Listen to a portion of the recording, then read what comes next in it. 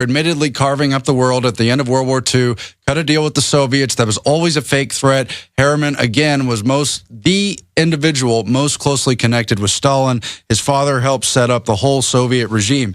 Now, the authors themselves of the book, The Wise Men, Evan Thomas, has been a managing editor at Newsweek. He worked for Time magazine. And Walter Isaacson's even more connected. He is a Rhodes Scholar. He's the current president and CEO of the Aspen Institute. He's been chairman and CEO of CNN and also managing editor for Time. And that's why every message in there is written to sell you. Kill your grandmother. Kill your father. Vaccinate your kids. Kill babies up to age 3. World government's good. Have sex young. Use drugs. Prozac ads. It is all total survival of the fittest. Decisions been made to dumb us down ahead of mass killing. It's just a cold-blooded decision. And they admit all this, too. But, I mean, this is not liberal or conservative. This is hardcore assault. You need to understand that. Yeah, and we broke and have talked about the details of this 1966 Bilderberg data dump leaked documents, and they describe how NATO was used to integrate Europe and create the Atlantic Alliance. They also talk about the world economic development of industrial and developed, and that gets into this Rockefeller speech because they had Walter Reuther of the United Auto Workers. They had the International Bank. They're selling out the unions while acting like the opposition. We have a new Rockefeller document that's public that's saying a bioweapon will be used to bring us to our knees and take our liberties.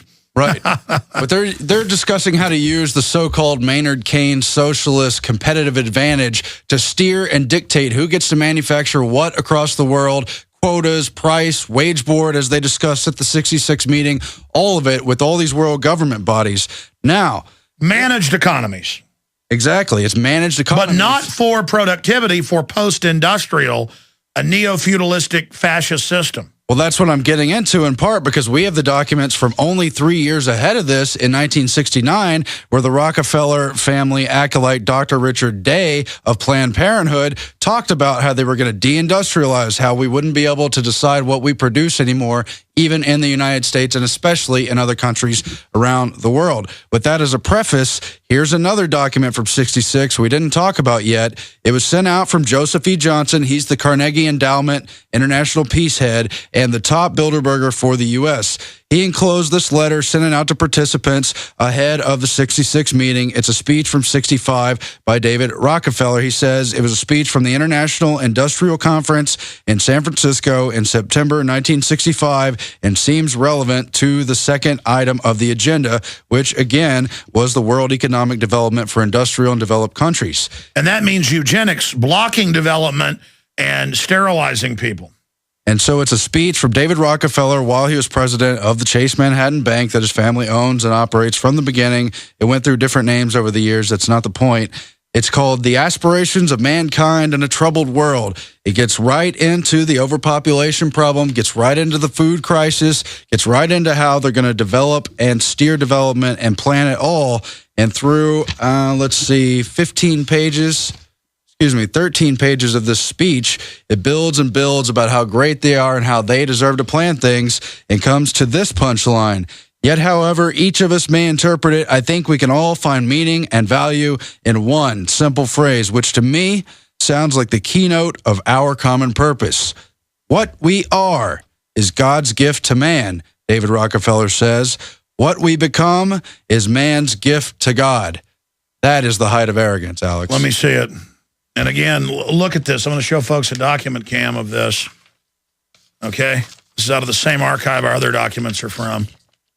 And of course, look at this. Look at this. For those who are new to Bilderberg, David Rockefeller's been there from the very first meeting. He was one of the founding members. He tried to keep himself quiet even within that group, but he attended every year except maybe a year here and there for health reasons or something. He's absolutely 100% Bilderberg. He admittedly founded the Trilateral Commission. His family gave the land grants for the United Nations. They helped set up the Council on Foreign Relations, Alex. And now they're giving gifts to God. We is God's gift to man. That would be arrogant enough, but now they're man's gift to God. Well, it's all about them becoming God. That's what Prometheus is about. That's what all of this is about. And remember, these are just the super high-level front men of the Dutch and British, really Transylvanian royalty, the Rothschilds and others. And It is a hyper dominance. They don't care about what the general public thinks of them. They want to be hidden. But in their own circles, they are obsessed with how great they are. They are obsessed with how wondrous they are. And that's basically all they talk about. And when they talk about, their noble goals are what Plato talked about, reducing the world's population. And who would want to be festooned with ribbons and sashes and buttons? It's one thing if you're like an Olympic athlete and you work at one sport your whole life and finally win. These people don't do anything. They get honorary degrees and medals of merit from foreign countries. No, they developed in the Middle Ages systems of manipulation and control, and they're in control today. And they look at the unwashed masses and say, kill us, when their psych warfare programs are all designed to turn people into these jellyfish. It's really simple. I mean, it would be bad enough if they wanted to wipe people out because they were scum jellyfish. But to do everything you can to disease and poison and dumb down and short circuit and stunt people, and then talk about killing them. And then don't just go in and kill everybody in Africa, Latin America, or Asia. They had bioweapons, they admit, in the 50s that could do that. Race specifics. They've now declassified. Instead of just killing them, which is bad enough, they say in the Royal Commission in 49, well, we could just industrialize them, but that would make them free and smart and intelligent and would rival us later. So we'll just shut down their development and let them have a whole bunch of kids, and then we'll just kill those later. I mean, it's just like, the truth is they just like killing people. They're just devils, man. They are devils. I mean, they got programs worldwide where they grab people's kids for no reason and put them on 7 psychotropics and screw them up, where they take troops in every country and kill them in nerve gas and bioweapon tests. And it's really just a big army of killers who like playing God and killing people. I mean, that's really what they are. And they talk about how laudable and how great they are, but you read about their individual lives, killing their wives, hurting their kids committing suicide, their hellish lives, all their weirdnesses, their mental illnesses. And it goes back to the fact that they are American aristocracy with European aristocracy who've been interbreeding with traits of aggression and dominance and high intelligence. But look at their own eugenics, boys out there watching. Look at you guys. You had culture developed through thousands of years of syphilitic brain injuries. So that creates megalomania. You've got the interbreeding of highly dominant, aggressive breeds of people, which then goes into total psychopathic worldviews. You people are a breed of sick freaks. You are not meant to carry the torch of humanity forward, okay? And I know everything you're moving towards is a self-destruct mass exterminism. Look, just kill yourselves. Stop talking about killing us all day. We can handle it, okay? We'll go to the stars. You think you're going to merge with the robots and become gods just like you all interbred and created all those monstrosities? Aaron, the closing comments. It's true, and just take Averell Harriman. His father, H.R. Harriman, was nouveau riche, monopolist with the railroads. Do you really think he came out of nowhere? No, his mother's side is from the Whitney family, one of the oldest and most rotten American establishment family, which, of course, goes back to British aristocracy. Well, look at how they're married into the Churchill. Yep. And, of course, who else married? Eisenhower's folks married into Churchill bloodlines. And Churchill's direct royalty went to the Duke of Marlborough. I mean, the whole group. It's a bunch of... Your whole cosmology was formed in syphilitic inbred rages. Kill yourselves. You're the problem. New World Order. For a long time, you've heard me talk about building your own food. Thing, we got a really bad group of people in charge. I mean, they're all over Time Magazine, Newsweek saying, kill your parents. Stand up. I'll cover that before the show ends. But right now, let's go back to your calls. Appreciate you holding while Aaron was on. Rich in New York, you're on the air worldwide. Thank you, buddy. Hey, thank you, Alex, for taking a call. And you're not going to believe how coincidental this is. I'm seated about 15 minutes outside of Harriman State Park. Wow. Oh, you're going to love this. I'd like to disclose a hidden conference center that Mr. Harriman has had up at inside of Harriman State Park. It's called the Ardent Valley Conference Center. A friend of mine that belongs, believe it or not, I'm part of the clergy unresponse team. Part of my group, and by the way, I use your stuff in my services. But he snuck in a suit and a tie, climbed over a chain link fence, and went inside of the Harriman compound up at Arden Valley Conference Center. This is a hidden conference center for the globalists. Well, he got caught by the guards, but he suspected he would be, and he was brought into the conference center area, and he was astounded to find out that there was a throne room inside the conference center. So I asked him, I said, was there a checkerboard floor on the floor? He said, yeah, how did you know that?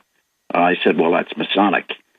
And he went on to describe that inside of the throne room, there was a throne, and there were pictures of our American presidents. And over the top of these presidents were pictures of knights from Europe. Okay, now this leads into something else, and that is the murder of my partner, Sonny Hsu, a Taiwanese gentleman who had discovered a group of judges in the state of New York stealing people's properties. This, I believe, is part of Agenda 121. They got my uncle's property, Charles Maxwell, in Nassau County.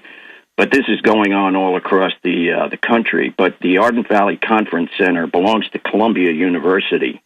And there's a book out a long time ago by a guy named Jim Kick. I believe it was Alternative 3. But he starts to describe the Harriman idea for eugenics. And Harriman's grave is located on that Harriman State Park. Not far from there is a place called Tuxedo, New York. It was called Tuxedo, New York because all of the elitists would arrive on the railroad cars up to Tuxedo, New York, where there's one of the first gated communities in the world at Tuxedo Park. They have their own Masonic stuff up there, and if you had the correct pin from the railroad, you could travel all over the United States on the railroad with the correct pin, a lapel pin. So I just figured your group would be interested to know about this. Now, part of what I believe is happening, and you don't have to believe me for a second, but your group is part of the emerging body of the Christ. And we have something they don't have, and that is the power of the Christ. And they don't understand it. They haven't seen it yet. But as it was said of the Christ when his disciples met with him, that they were all together in one accord, in one place. And they were given power against unclean spirits. That's developing through your group. Well, I know this. We wouldn't be here if it wasn't for God, and God bless you. I appreciate your call. And that's a good way to describe these globalists, is unclean. They are just nasty. And anything nasty and horrible, that's what comes out of them. They've always got excuses on the surface for why they're doing it. But when you get down to the bottom of it, they're a bunch of creepy, old, weird people. As for Masons, you know, that's a more complex issue because George Washington was a Mason, a lot of them were, and he was a great guy. But they use the Masonic envelope or, you know, the Masonic organization as a kind of like after a crustacean dies, a crab comes along and uses its shell as a house. That's pretty much what we're talking about here. And I'm not absolving, you know, Masons of all sorts of chicanery throughout time. That's what happens in any organization. The point is that George Washington wrote before he died of the Illuminati.